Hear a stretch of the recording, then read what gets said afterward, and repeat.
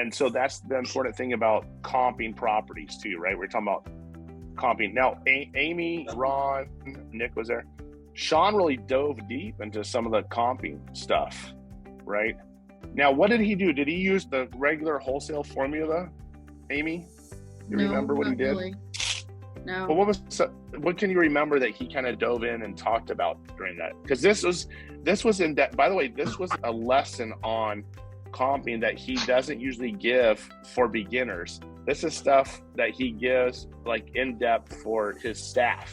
This is like sitting in a staff meeting for him, right? But what's great is it's so timely, right? It was like perfect for the time what's going on in the market right now.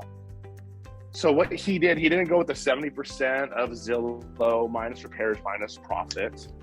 What were we some of the things we were looking at, Amy, on the comps, if you remember? We were layering data, specifically looking at Redfin, and we looked at like things that were actively for sale to use to see, okay, so what can we maybe exit this property at?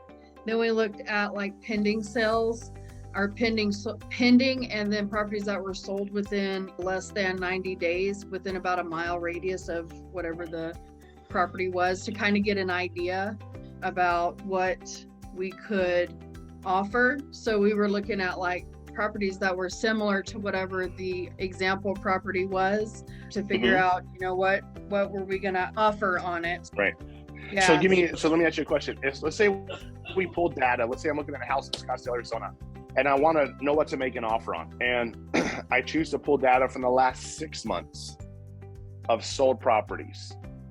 Is the values I'm bringing in probably going to be higher or lower than they are today? Higher. Right. So we got to adjust that. So now one of the first things he did, he went from 6 months to 3 months of tighter window, right? The last 90 days. And then he's also looking at the pendings, right? Because pending doesn't necessarily mean that's what it sold at. We don't know till it closes. Sometimes we want to even reach out to that realtor and ask, hey, did you get full price? You know, and sometimes they'll say yes, sometimes they'll say, well, close, or we got over. So if they got over or at, then we know that's pretty much on the number or a little better. If they don't tell you or it's below, then you gotta understand that's an adjustment that we need to kind of be wary of. So whenever we make our final offer to the seller, that's going to have something to mute that. So that's going to be something that we got to take in effect as well. So in wholesaling, what's cool about wholesaling is a sliding scale. Our offers can go up. And by the way, that's the type of market we've been in. In Arizona, it is ridiculous. I see properties being sold wholesale wise at full retail price, right? The Zillow retail price. It was normal for houses to be sold at 80 to 85% of Zillow all day long. That's not happening now. But here's the only problem is though, sellers are not, they're a little farther behind than what the market is. They're always playing catch up. If you have active realtors, if you have active investors, they know what's going on in the market and they know they're seeing adjustments already.